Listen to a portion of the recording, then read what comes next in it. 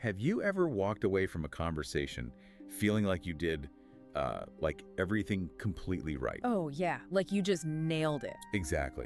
Like you were witty, you had these perfect stories queued up, your timing was totally flawless, and yet as you walk away, the connection just feels entirely cold. It's such a distinct, uncomfortable feeling, isn't it? It really is. It's like you were broadcasting to an empty room, even though they were standing, right there. Yeah, you hit all the conversational marks, you played your part perfectly, but the human warmth is it's just missing. Right. Get to your car, you stare at the steering wheel, and you wonder what on earth went wrong when technically you didn't make a single mistake. Exactly.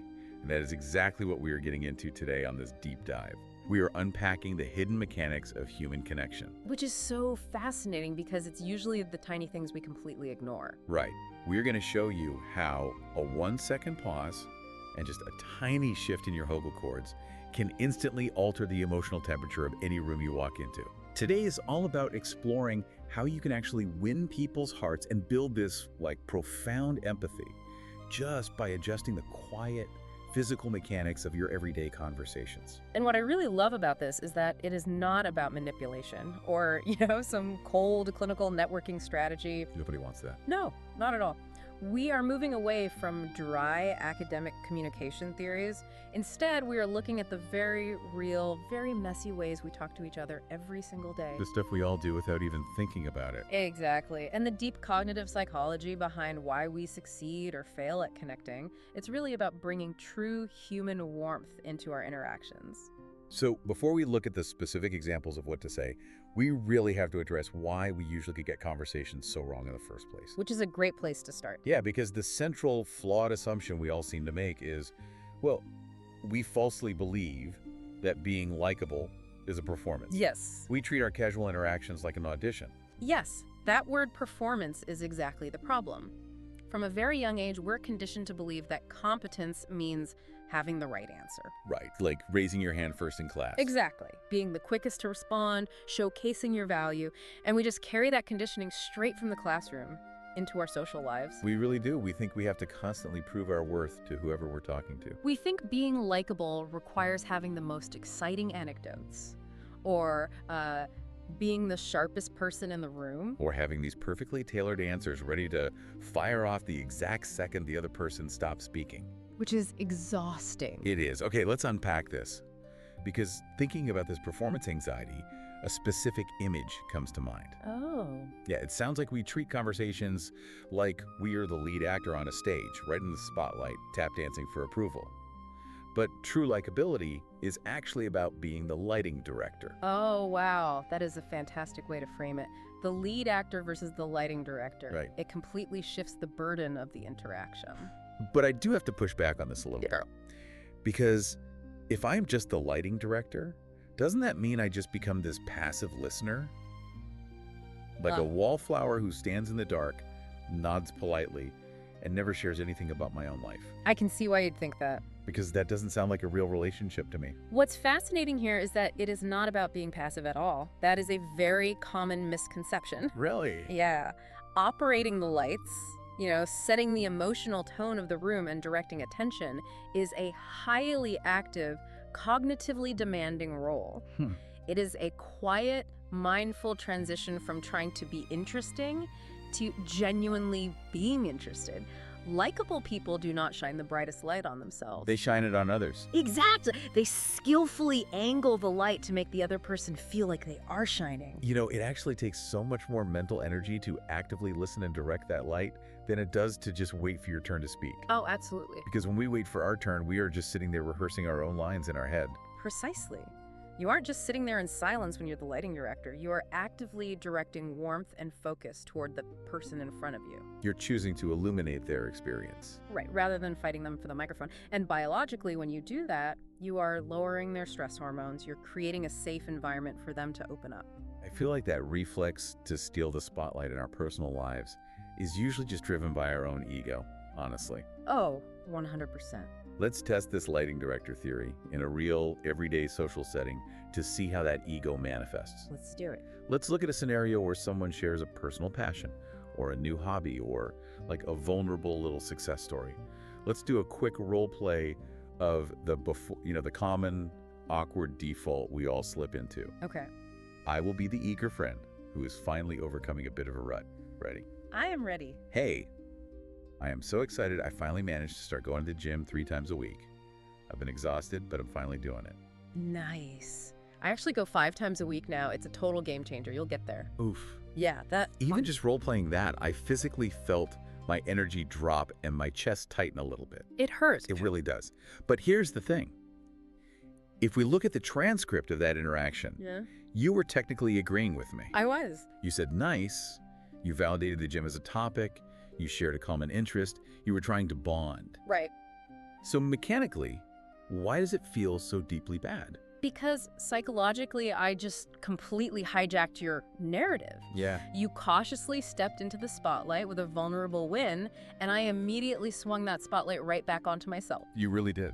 By bringing up my 5 days a week, I changed the metric of success in the conversation. You completely stole the spotlight and moved the finish line. You basically communicated, your 3 days are cute, but look at my 5 days. Exactly. And the tragic part is, in the real world, the person doing that usually isn't trying to be malicious or competitive. No, they're usually your friend. Right. They aren't thinking, I want to crush your spirit. They actually think they are building rapport. Like a clumsy attempt at a Me Too connection. Exactly. They think, oh, we both like the gym, we are part of the same tribe.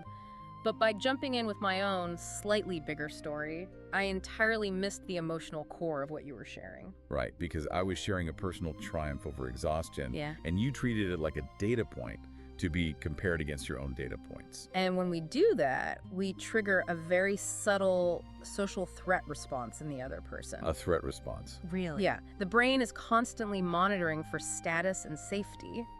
When you one-up someone, even accidentally, their brain registers a drop in social status. Why? It completely halts the release of dopamine they were getting from sharing their win. That is wild.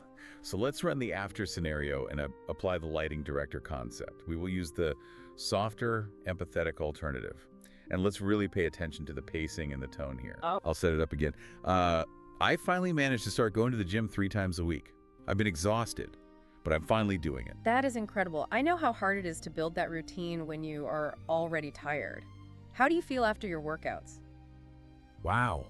Different, right? It feels entirely different. Notice the mechanics of what just happened there. It was very deliberate. Well, the first thing is you completely resisted the urge to share your own achievement. Yep. You held back the 5 times a week fact entirely. You suppressed your own ego. I kept the spotlight anchored firmly on you. By doing that, I validate your specific effort. I acknowledge the struggle by saying, I know how hard it is to build that routine when you are tired. Yeah, you heard the exhaustion part. Exactly. I am validating the emotion, not just the data point of the gym. And then, crucially, I ask an open-ended question. How do you feel after your workouts?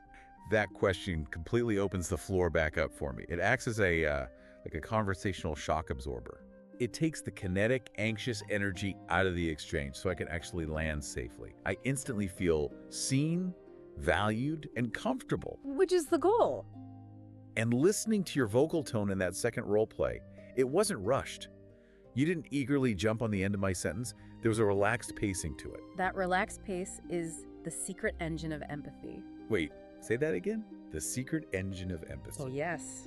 When we rush to respond, even with a question, it can feel like a clinical interrogation. Oh, totally. But when you slow down, when you leave a literal second of space before you answer, it signals to the other person's nervous system that you are actually absorbing what they said. You're actually listening. Right. You're giving their words weight and gravity. So that reflex to steal the spotlight in our personal lives is driven by a clumsy need for connection and a bit of ego. Yes.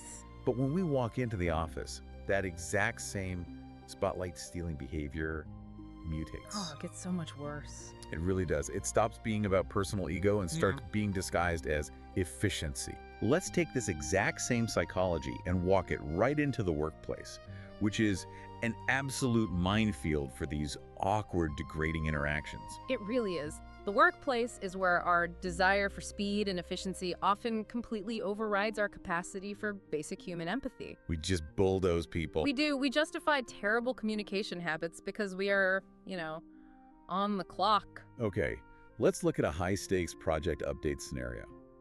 A colleague hands you a presentation for the board. They've done a ton of great work, but they missed a crucial financial detail. Okay.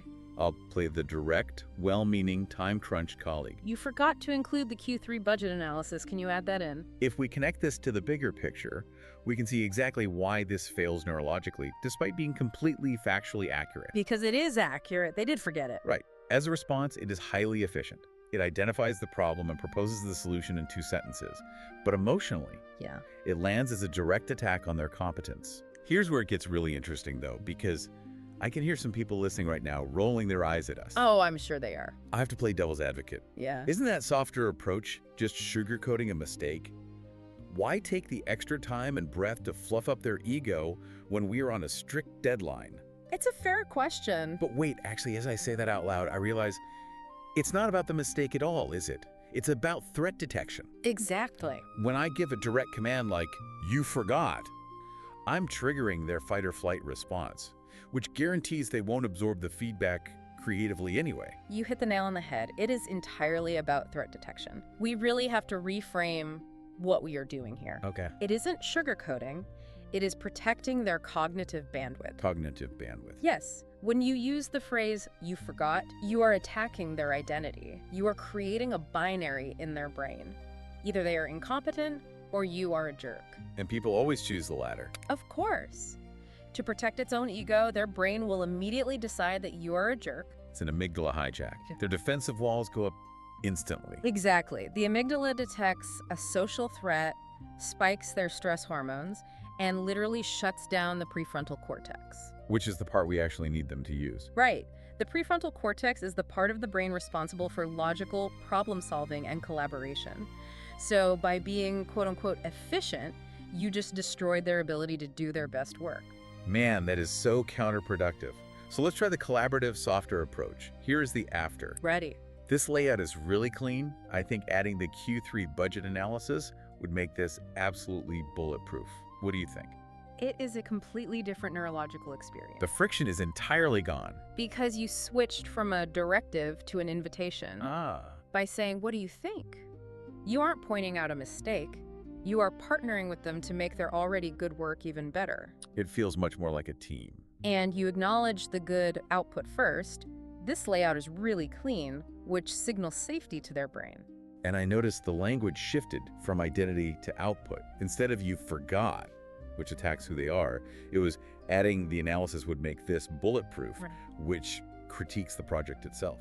That separation is vital. The focus is on the object on the table, not the person sitting across from you. Right. It's a tiny linguistic shift, but it saves relationships and builds immense goodwill. And honestly, protecting pride is the ultimate productivity hack. The ultimate productivity hack. I love that. It's true. Over the long term, a team built on psychological safety and goodwill operates infinitely faster than a team bogged down by defensive friction and constant ego management. Is the profound difference between making someone feel like a careless subordinate who failed versus a trusted partner who's being consulted on a final polish. Exactly. You are giving them the grace to save face, which is one of the most generous things you can do in a professional setting. So what does this all mean? Like for you, the listener, going about your daily habits, moving from the gym to the office and back home, both the personal scenario and the professional scenario rely on a hidden physical mechanic that completely changes the dynamic of the conversation. They do. It all comes down to a literal physical action. You have to catch your autonomic reflex before you jump in with your own story or your own correction. Right. And crucially, you have to take a breath. Take a breath. It sounds so simple, almost too simple to be a real strategy. I know, but in practice, it is incredibly difficult. Why is it so hard? Because our brains are moving at lightning speed. We hear a keyword, gym, budget, vacation, problem, and our brain instantly accesses our own files on that topic. Oh, sure. The urge to share our own file or fix the problem immediately is overwhelming. We want to connect or we want to fix, and we think blurting out our file is how we do that. But the intentional use of a pause, literally just a 1 to 2 second breath before you respond, physically interrupts that autonomic reflex. It breaks the circuit. Yes. It gives your higher brain the fraction of a second it needs to transition from the lead actor to the lighting director. And let's talk about the biology of that breath, because that relaxed pace changes your vocal tone completely. It really does. If you are rushing to jump in, your body is slightly stressed, Your cortisol spikes, which literally tightens your vocal cords. Yep. Your pitch goes up, your cadence gets faster, you sound anxious to speak. You sound like a coiled spring. And this raises an important question. What happens to the other person when they hear that coiled spring? Oh, they probably tense up too. Exactly. Their mirror neurons pick up on your anxiety and they become anxious. But if you take a deep breath, you engage your parasympathetic nervous system, Which calms everything down. you stimulate the vagus nerve, your larynx relaxes, Your tone drops slightly into a warmer, more resonant register. You sound grounded. and that groundedness, combined with asking one more thoughtful question about their experience, turns active listening from a polite, passive habit into an act of profound generosity. I really love that phrasing, an act of profound generosity. Think about how rare it is to be truly, deeply listened to in our modern world. It's almost non-existent. Everyone is distracted by their phones, everyone is stressed, everyone is just waiting for their turn to speak. Right. When you offer someone a relaxed pace, a warm, grounded vocal tone, and genuine curiosity about their internal experience, you are giving them a very rare gift. You really are. It soothes their nervous system and it builds immediate, undeniable trust. You are creating a safe harbor in the middle of a very noisy, very judgmental world. Precisely. It all circles back to that core philosophy. We try so hard to manufacture likability by being impressive. We do. We think if we are smart enough, fast enough, and have the best stories, people will love us. But true connection is never about being impressive. It's not. No. It is about making the other person feel impressive. It is about removing the friction from the interaction. When you take away the subtle competition of the gym story or the subtle ego threat of the workplace correction, what is left is just pure, unadulterated connection. You are clearing the static off the line so the actual signal can get through. So to summarize the ultimate mechanism we've uncovered today, human memory is deeply flawed when it comes to facts, but it is incredibly precise when it comes to feelings. Really true. The amygdala, which processes our emotional memories, evolved to remember exactly who made us feel safe and who made us feel threatened. Yes. At the end of the day, people will almost certainly forget the exact words you spoke to them, but because of how our brains are wired, they will never ever forget how you made them feel. That is the absolute scientific truth. And so, as a challenge to you, the listener, we encourage you to bring this specific warmth and this mindfulness into your very next conversation. Whatever that conversation is. Exactly. Whether it is with a spouse over dinner, a coworker in the break room, or just the barista handing you your coffee. Right. Treat your communication not as a race to share your own story or prove your own competence, but as a deliberate opportunity to be genuinely curious. Catch the reflex, take the breath, and drop your tone. Don't perform. Direct the light. I love that. Which leaves us with a new, lingering thought for you to mull over today. If slowing down and giving the spotlight to others builds this much trust in a casual, friendly conversation, what happens when you apply this exact same psychological mechanic to how you argue? Oh, that's a big one. Right. The next time you find yourself in a heated disagreement, try pausing, softening your tone, and operating the lights for your opponent. You might just disarm the entire conflict before it even truly begins.